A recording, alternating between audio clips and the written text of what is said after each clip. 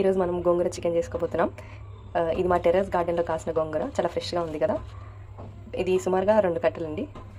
తర్వాత 1/2 kg chicken తీసుకున్నాను నేను. ఇంగ్రీడియంట్స్ వచ్చేసి ఆనియన్స్ వచ్చి కరివేపాకు, జింజర్ గార్లిక్ పేస్ట్, కొత్తిమీర, tomatoes and chillies, garam masala. ముందుగా స్టవ్ వెలిగించి ప్యాన్ పెట్టుకొని దాంట్లో 2 టేబుల్ స్పూన్ ఆయిల్ వేసుకోవాలి. ఆయిల్ హీట్ అయిందండి. ఇప్పుడు గోంగూర వేసుకుందాము.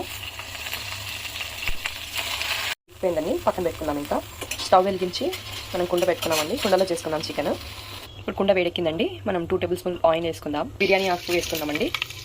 చెక్క, ఇలాచి, లవంగం కూడా వేసుకుందాం. దీని తర్వాత ఆయిల్ వేసుకొని మనం మసాలా ఇంగ్రీడియంట్స్ వేసుకుందాము. ఇప్పుడు ఆనియన్స్ వేసుకుందాము. పచ్చిమిర్చి కూడా వేసుకుందాము. ఓకే, ఆనియన్స్ మొత్తం ఫ్రై అయిపోయాయండి. ఇప్పుడు అల్లం వెల్లుల్లి పేస్ట్ వేసుకుందాం. కొంచెం పసుపు వేసుకుందాం. ఇప్పుడు టమాటోస్ వేసుకుందామండి. ఇప్పుడు కొంచెం కరివేపాకు వేసుకుందాం. టమాటోస్ ఫ్రై అయిపోయాయండి. ఇప్పుడు చికెన్ వేసుకుందాం. ఫ్రై చేసుకుందాం. ఇప్పుడు రుచికి సరిపడా సాల్ట్ వేసుకుందాం. ఇప్పుడు కారం వేసుకుందాం. నేనైతే 2 టేబుల్ స్పూన్ వేసుకున్నానండి. మీరైతే మీ స్పైస్కి తగ్గట్టు వేసుకోండి. 1 టీ స్పూన్ ధనియా పౌడర్ వేసుకుందాం. ఇప్పుడు ముందుగా ఫ్రై చేసుకున్న గోంగూరని యాడ్ చేసుకుందామండి.